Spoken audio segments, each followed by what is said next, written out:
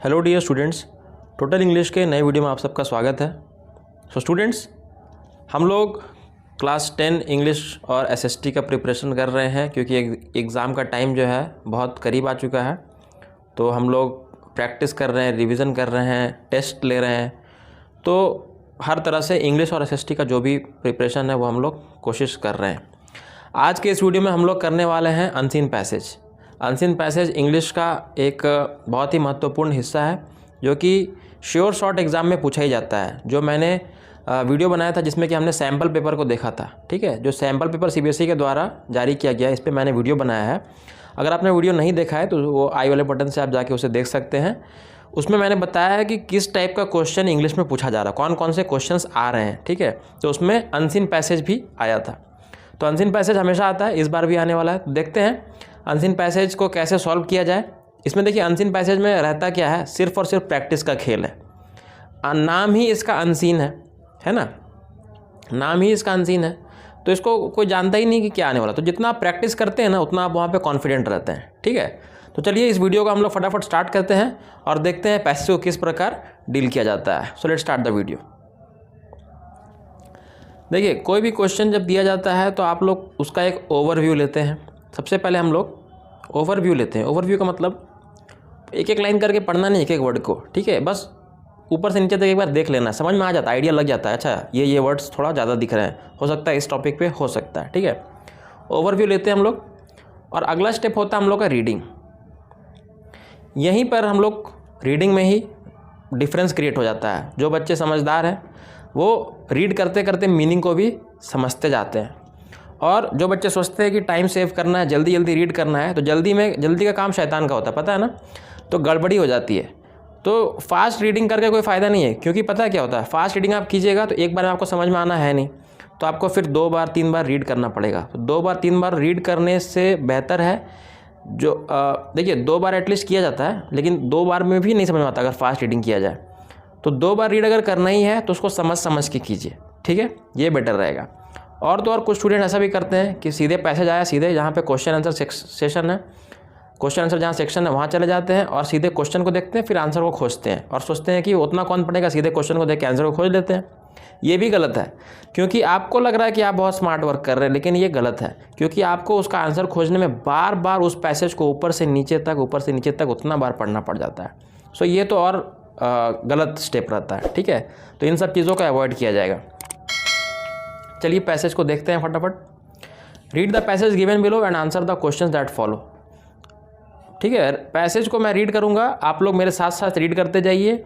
आप चाहे तो जो जितना पार्ट आपको अभी दिख रहा है वीडियो में, उतना पार्ट को पहले पॉज करके खुद रीड कर सकते हैं मेरे से पहले, ताकि आपको कितना समझ में आ रहा है इसका मीनिंग वो आप खुद जज कर पाएँ, ठीक है।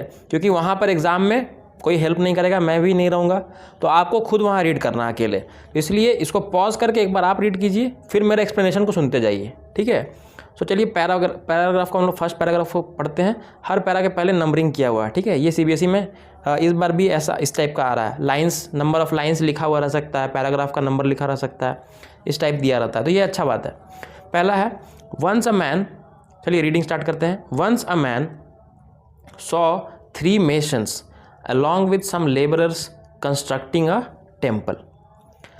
पहला लाइन है, बोल रहा है एक व्यक्ति है, वो देख रहा है, किसे देख रहा है, 3 masons, 1 2 and 3। अब मेशंस क्या होते हैं, मेशंस आपको पता नहीं है, मेशंस का मतलब आप अगर नहीं पता रहेगा तो आप होपलेस हो जाइएगा। लेकिन आपको मान लीजिए वर्ड का मतलब नहीं पता है तो कोई बात नहीं, आगे के लाइंस में उसका एक्सप्लेनेशन भी हम लोग को मिल जाएगा, ठीक है। तो मेशंस का मतलब ऐसे जनरली होता है तो वो लोग जो कि घर वगैरह जो बनाते हैं ना, तो उसमें जो कारीगर होते हैं, जो थोड़ा स्किल्ड होते हैं, ठीक है, वो मेशंस कहलाते हैं। और उनके साथ आपने देखा होगा लेबरर्स भी रहते हैं, ठीक है। लेबरर्स उनको हेल्प करते हैं, ठीक है। वो जो सीमेंट वगैरह का घोल बना के उन्हें देते हैं और वो लोग उसे दीवार पे लगाते हैं। तो ये लोग जो लगाते हैं वो मेशंस हैं, इन्हें ज़्यादा पैसा मिलता है और लेबरर्स उनके नीचे काम करते हैं, ठीक है। तो वो लोग क्या काम कर रहे थे, एक मंदिर को कंस्ट्रक्ट कर रहे थे, बना रहे थे। ही observed the masons for 3 days and found that though the 3 of them were doing the same kind of work, there was a marked difference in their approach to their job। He observe, उसने observe किया, वो जो व्यक्ति था उसने observe किया, किसे observe किया, उन मेशंस को, कितने दिनों तक, 3 डेज़। ठीक है, देखिए जो जो इंपॉर्टेंट डिटेल आपको मिलता है ना उसको आप लोग रीड करते वक्त ना पेंसिल लेके रखिएगा हाथ में, और जहाँ जहाँ लगे कि ये इंपॉर्टेंट है उसको अंडरलाइन करते जाइएगा, ताकि आप जब नेक्स्ट टाइम क्वेश्चन के बाद उसको देखिएगा पढ़ने के बाद तो आपको फटाक से वो स्ट्राइक कर जाएगा। जैसे कि मान लीजिए यहाँ एक मैन है, फिर 3 मेशंस है, सम लेबरर्स हैं और टेम्पल, इतना इंपॉर्टेंट चीज़ है। फिर उसने क्या किया, ऑब्जर्व किया, अंडरलाइन करते जाइएगा फटाफट। मेशंस फॉर 3 डेज़, कितने दिन तक ऑब्जर्व किया, तो 3 दिन तक, 3 मेशन भी थे और 3 दिन तक ऑब्जर्व भी किया। और क्या पाया, दैट दो the 3 of them were doing the same kind of job, वो एक ही टाइप का जॉब कर रहे थे, लेकिन एक डिफरेंस था, there was a mark difference in their approach, काम करने का जो तरीका था उसमें काफ़ी अंतर था। ठीक है, आगे देखा जाए। He saw that the first mason reported for his work late, did his work half-heartedly। देखिए अब फटाफट आप देखिए सेकंड पैरा में क्या दिया हुआ, फर्स्ट मेशन के बारे में दिया हुआ है, इसमें सेकंड मेशन के बारे में दिया हुआ है, फिर थर्ड मेशन के बारे में, मतलब अब आपको ये समझ में आया है कि आने वाले लाइंस में क्या है, जो 3 मेशंस था तीनों का डिस्क्रिप्शन दिया हुआ है कि कैसे वो लोग तीनों अलग अलग ढंग से काम को कर रहे थे। क्योंकि यहाँ पे एंड कैसे हुआ, एंड में बोल रहा था there was a mark difference in their approach to their job. ठीक है, क्या है, पहला मेशन कैसा था, reported for his work late, late में आया, लेट से आया अपने काम में। ठीक है, जहाँ वो काम कर रहा था, जहाँ टेम्पल बन रहा था। Did his work half heartedly, half heartedly मतलब बोलते हैं ना आधा दिल से काम कर रहा था। आधा दिल से काम जो करता है मतलब मन लगा के काम नहीं करता है। ठीक है, हाफ हार्टेडली मतलब मन लगा के काम नहीं करना। एंड स्लगिशली, स्लगिशली का मतलब होता है लेज़ी। ठीक है, ठीक है, स्लग मतलब लेज़ी होता है, स्लगिशली मतलब लेज़ी के जैसा। ठीक है, and enjoyed a long respite, frequently check the time on his wrist watch and left the work before time. वो ये सब एक्टिविटी था, लेट आता था, लेट को अंडरलाइन कर दीजिए, काम को हाफ हार्टेडली करता था, लेज़ी था, लॉन्गर रेस्पाइट, ज़्यादा रेस्पाइट लेता था। रेस्पाइट का मतलब होता है ज़्यादा इंटरवल लेता था। देखते हैं ना वो लोग खाना खाता है, बीच में रेस्ट करता है, वो इंटरवल रहता है, उनका गैप रहता है, वो गैप इसका लॉन्ग रहता था। मतलब हर तरह से ये आलसी का इसमें लक्षण था। ठीक है, frequently check the time on his wrist watch, बार बार रिस्ट वॉच में घड़ी में टाइम देख रहा है, कब जाना है कब जाना है। कुछ स्टूडेंट्स भी ऐसे होते हैं, अभी आए अभी से टाइम देखने लगते हैं, कब जाना है कब जाना है। तो क्या वो उनका ध्यान पढ़ाई पे है, नहीं, तो वो उस टाइप के, ये भी कौन है, मेशन भी वैसे ही उन्हीं स्टूडेंट्स के जैसा है। ठीक है, तो ये बैक बेंचर्स है, कह सकते हैं स्टूडेंट्स के मामले में कौन से हैं, बैक बेंचर्स हैं। ये आते के साथ घड़ी देखना स्टार्ट कर देते हैं, फर्स्ट पीरियड सेकंड पीरियड। चलिए jokes apart, come to the point, left the work before time, और टाइम से पहले अपने काम को जल्दी से भागना उसको रहता था। ठीक है, ये तो समझ में आ गया पहले वाले का क्या केस है। चलिए दूसरा तीसरा का देखा जाए क्या हाल है। सेकंड मेशन, वेरी पंक्चुअल, इसका क्वालिटी वेरी पंक्चुअल है, तो इसको अंडरलाइन कीजिएगा। इन अराइविंग एंड लीविंग मतलब आने और जाने में बहुत पंक्चुअल है। पंक्चुअल मतलब जो समय का पक्का होता है। ठीक है, समय का पक्का होता है। And did his work methodically, methodically मतलब एक मेथड से काम करने का, क्योंकि आपको पता है मेशन जो होते हैं वो एक स्किल्ड काम है। हम लोग को दे दिया जाएगा कि प्लास्टर करना है दीवार पे, तो हम लोगों से नहीं होगा, उबड़ा खबड़ा हो जाएगा। ठीक है, लेकिन वो उनका हाथ देखिएगा काम एकदम लगता है मशीन से किया हुआ। सो उसके लिए स्किल चाहिए, मेथड चाहिए, एक प्रोसेस से होकर गुजरना पड़ता है। मेथडिकली वो काम को करता था। ठीक है, ये तो हो गई बातें सेकंड वाले की। थर्ड के बारे में क्या बोल रहा है, the third however would come before time, ये तो उससे भी आगे निकला। ये तो पंक्चुअल था मतलब टाइम पर आता था, ये टाइम से पहले आ जाता था। टेक लिटिल रेस्ट, बहुत कम रेस्ट करता था in the interval. And often work over time, और कभी कभी ज़्यादातर वक्त वो टाइम से भी ज़्यादा, जब मान लीजिए 5 बजे तक काम करना तो कभी कभी 5:30 या 6 बजे तक भी ओवर टाइम कर लेता था। तो ये तो और भी बेस्ट था तीनों में। आगे है fourth para, the man naturally got curious and wanted to know the 3 masons outlook on their work. वो जानना चाहता था कि इनका आउटलुक क्या है, मतलब इनका क्या नज़रिया है काम को लेकर। ठीक है, he asked them what they were doing, और फिर उनसे जाके पूछता है कि तुम लोग क्या कर रहे हो, बताओ अपने शब्दों में। ठीक है, देखिए कहा जाता है ना कि जो आपके अंदर में हो रहा होता है ना वो आपके बातों से समझ में आ जाएगा।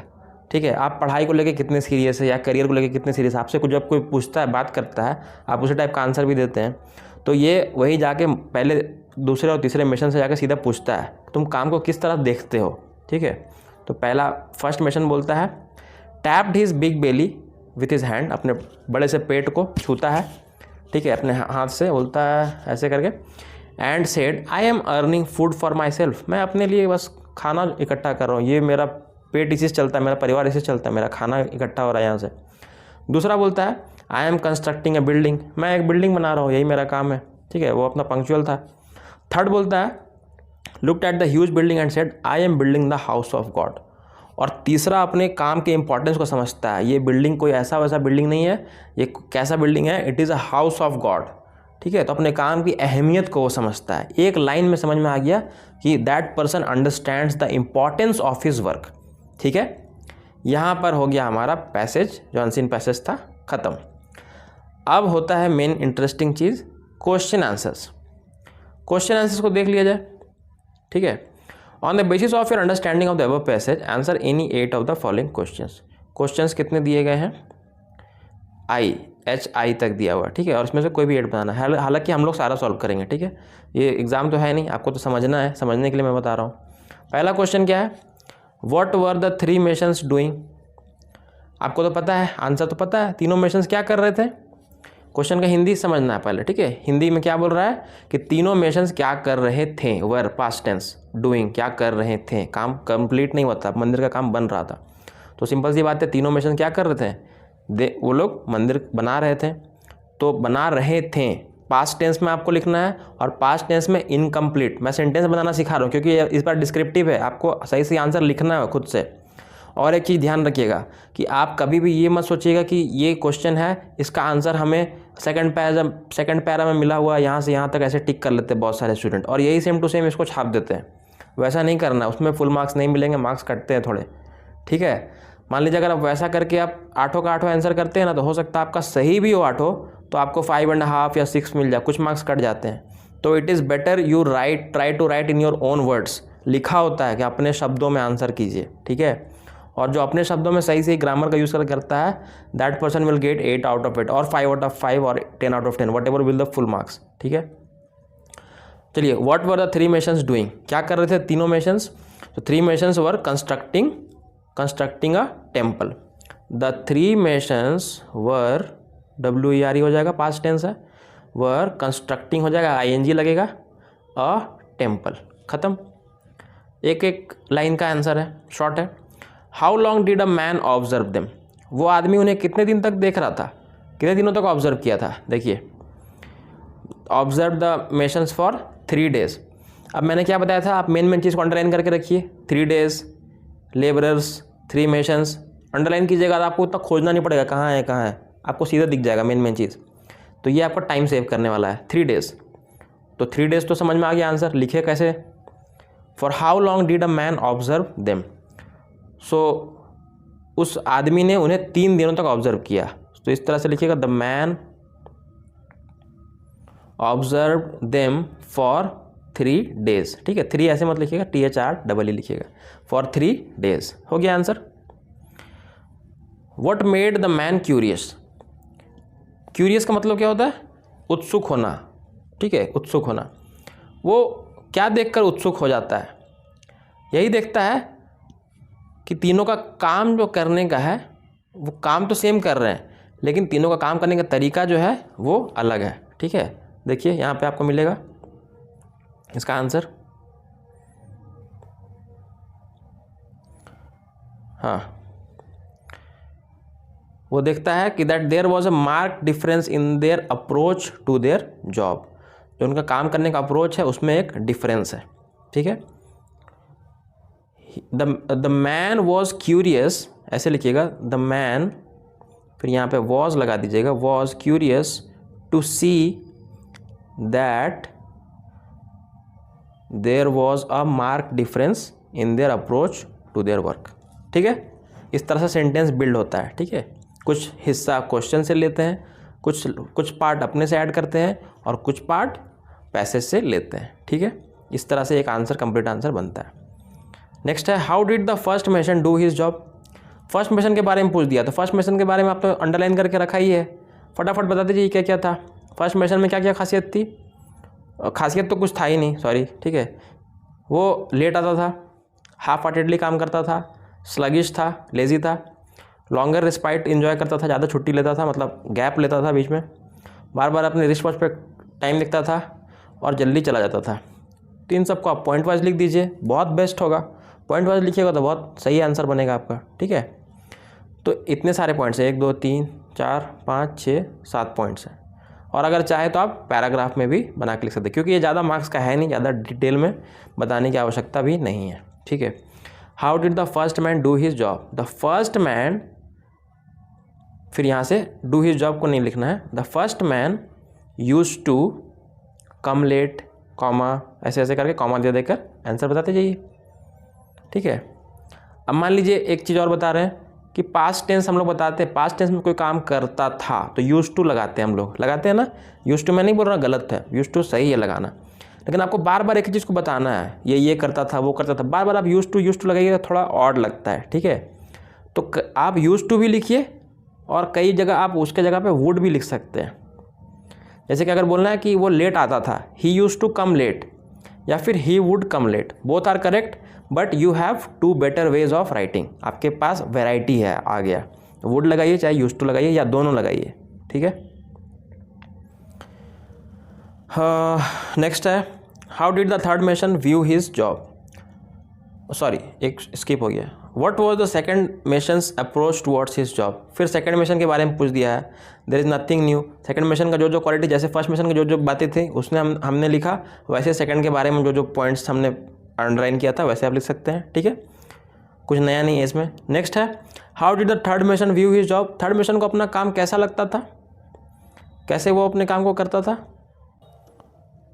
तो वो कहता था कि मैं क्या कर रहा हूँ, I am building the house of God, I am building the house of God, यही बात को कहता था। कि वो इससे क्या पता चलता है कि उसके काम का महत्व तो उसे समझ में आ रहा था, वो कैसा काम कर रहा था, ठीक है। How did third man view his job? He when the man asked from the third mason about his job he said, फिर वही लाइन उतार दीजिएगा, आई एम, जो लाइन उसमें दिया हुआ था, ठीक है। कंस्ट्रक्टिंग द, वही लाइन को आपको लिखना है, ठीक है। With home among these you associate the phrase the work is worship? कर्म ही पूजा है, वर्क इज़ वर्शिप, कहावत है ना। तो जो अपने काम से बहुत प्यार करता है, मन लगा के, जी लगा के मेहनत करता है, कभी भी काम से मन को नहीं चुराता है या आलसीपना नहीं लाता है, उसी के लिए कहा जाता है वर्क इज़ वर्शिप, ठीक है। और क्या है कि काम को सिर्फ कर लेना कि आपका ड्यूटी है, मैं कर लूँगा, ठीक है, टाइम पे आप कर रहे हैं, अच्छी बात है, लेकिन वो भी वर्शिप नहीं, वो बस आप एक ड्यूटी की तरह समझ रहे हैं, जो कि सेकंड वाले मेसन के साथ था। फर्स्ट वाले की तो बात ही करना बेकार है, ठीक है, वो वर्शिप करे, वो तो आलसी था। तो थर्ड वाला जो था वो अपने काम की इंपॉर्टेंस को समझता था, दैट्स वाई। तो कौन सा इसमें हो जाएगा, who among these can you associate? So the third mason इसका आंसर होगा। The third mason can be associated with the phrase work is worship, can be associated with the phrase work is worship, okay. चलिए इसमें देखा जाए H number में क्या बोल रहा है, which word in the passage means working lazily? Para two bracket में दे दिया, पैरा 2 में ही खोजना है, पूरा पैसेज देख के टाइम वेस्ट करने की जरूरत नहीं है, हिंट है, ये हिंट है, ठीक है। लेजीली, वर्किंग लेजीली, मैंने अंडरलाइन भी करवाया था, बताया था कि किसका मतलब होता है लेजीली, वर्किंग लेजीली, स्लगिशली, याद आया? स्लगिश का मतलब बताया था मैंने, लेजी, तो आंसर विल बी स्लगिशली। ये वर्ड मीनिंग वाला आंसर है, ठीक है। Which word means the opposite of carelessly, ये ध्यान रखिएगा, अपोजिट पूछा है, वर्ड मीनिंग नहीं पूछा है, उसका उल्टा, केयरलेसली, पैरा 3। चलिए पैरा 3 में आते हैं, जरा देखते हैं पैरा 3 में क्या क्या था। वेरी पंक्चुअल अराइविंग, केयरलेस का मतलब होता है बिना किसी ध्यान लगा के काम करना, हाँ। मेथोडिकली मतलब मेथड के साथ एकदम मन लगा के करना, तो इसका उल्टा हो जाएगा केयरलेसली, ये हो जाएगा आपका आंसर, ठीक है। तो आपने देखा किस तरह हमने सारे आंसर्स कर लिए और ज़्यादा कोई दिक्कत भी नहीं। हालांकि इसका लेवल मैं समझता हूँ कि इससे भी हाई लेवल का हमें प्रैक्टिस करने की ज़रूरत है। क्यों? क्योंकि अभी एक बार मैं आपको दे दूंगा सबसे हार्ड वाला पैसेज, तो फिर आपको भी नर्वस हो जाएंगे, आपका कॉन्फिडेंस डाउन हो जाएगा, इसलिए हम लोग स्टेप बाय स्टेप जाएंगे, ठीक है। ये मेरा पहला और आखिरी पैसेज नहीं था। We will see some more videos from the same topic, that is unseen passage. Unseen passage में जितना प्रैक्टिस कर सकते हैं उतना कम है, बस इस बात को, एक लाइन को याद रखिएगा। अनसीन पैसेज को जितना, और ग्रामर, 2 चीज़, जितना प्रैक्टिस कीजिए उतना कम है, ठीक है। तो प्रैक्टिस हम लोग को ढेर सारा इसमें करना है। So this was the first video. I hope you like the video, I hope you understood each and everything whatever I said. So thanks for watching. Do like my video, share to your friends and subscribe to my channel Total English. Thank you so much.